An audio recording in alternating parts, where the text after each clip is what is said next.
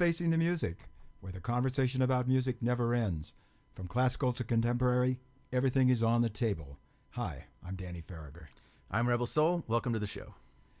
I think we'll start with the Colbert Show. Yeah, that was pretty good. Yeah, it was great. What we're talking about is the guys that sat in with the yeah, they weren't even featured. It was kind of odd. I mean, I really wanted to see them jam. They do have an exclusive online, but yeah, the Parliament Funkadelic. Sitting in with John Baptiste, and I have to say, I think that's the best band on television. I mean, they got such eclectic joy. They'll be doing a Cajun thing, and then they'll do Dixieland, Jelly Roll Morton, and they do funk, and then jazz, and whatever. They can play anything. But anyway, George Clinton and Bootsy Collins and Bernie Worrell sat in with the band, and they did get there was a shot where they sang Flashlight. Yeah, they were doing They were doing all their hits in between the commercial segments. Between what we could see. Well, I guess what Parliament was how many people? So well, when they got inducted into the Rock and Roll Hall of Fame, there were 15 people. So it was a big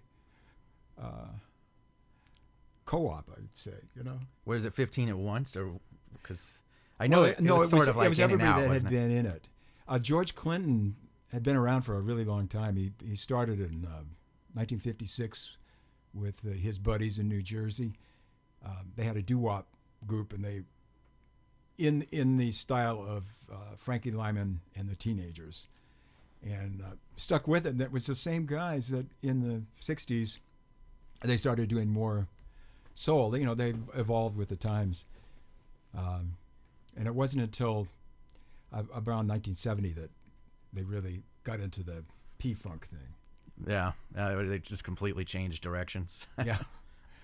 You know, I met George Clinton when I was in the Peppermint Trolley Company. We had a hit. We were touring. We were in Detroit, and we went across the river to Canada, Windsor, Canada, to do the Robin Seymour show. And did any of those tapes? I don't know. Somebody's probably got one someplace. But in those days, a lot of times they would just erase the tapes. You get all these people. Oh, it's the Who. Oh, it's Sly and the Family Stone. Well, let's erase the tape because we got somebody else coming up. Tape's expensive. Yeah, tape's expensive. Let's get our priorities. But straight. yeah, anybody out there, if you have it, let us please. know. But we did our. Yeah, everybody was lip syncing. We did our couple of hits, and then Parliament. They were called the Parliaments. And they did a song. They were signed to Motown at that time, and they were doing, I just want to testify what your love has done for me. Just floored me. I thought they were so cool. And they were all wearing matching suits. So after we performed, we were in the dressing room, and George Clinton knocked on the door and came in, introduced himself. He was a really nice guy. And he was just kind of a real inquisitive sort of chap. Huh. And he looked at us and he started singing, Sergeant Pepper's Lonely Hearts Club Band. Yeah, I guess those Peppermint Trolley outfits were pretty... We kind of looked like Sergeant Pepper's. But, you know, in his mind, he was probably thinking, well, I could use that somehow, you know.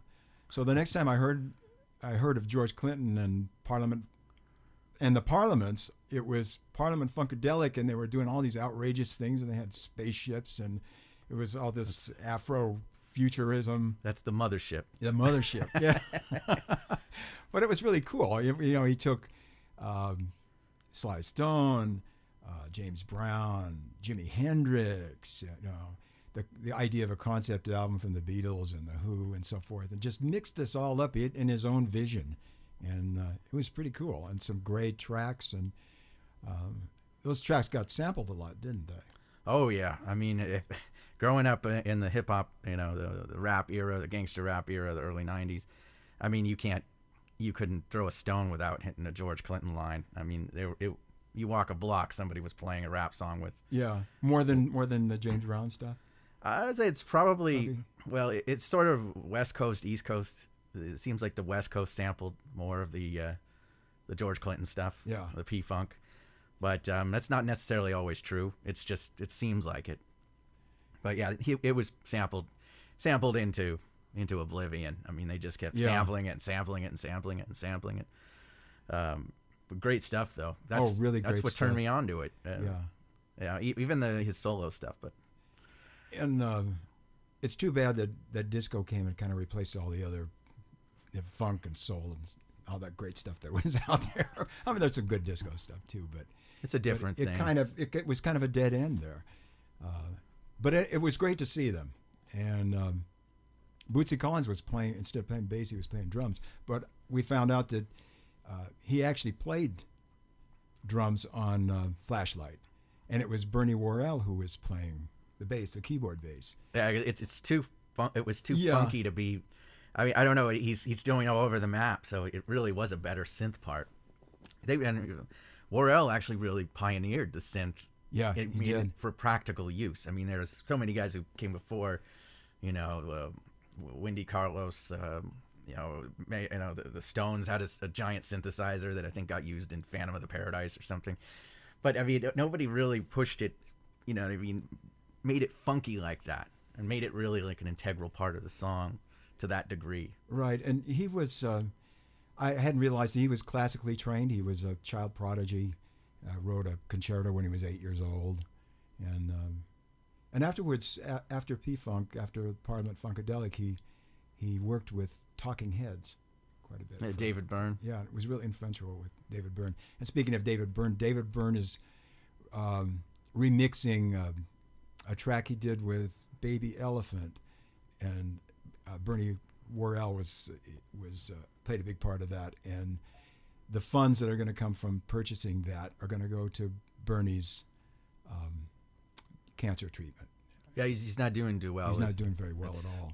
Doesn't sound. I mean, but they were saying it doesn't sound too good, and people always think that musicians make a lot of money, but yeah, there's no fund for musicians, and it's hard to remain on top. Things change so fast. It's tough. It's really tough, but I'm glad to see other musicians, other artists reaching out and taking care of their own. It's really important. Yeah. Do you remember the name of the web address? It was Sweet Relief, I think it's called. We'll put the address down in the down below.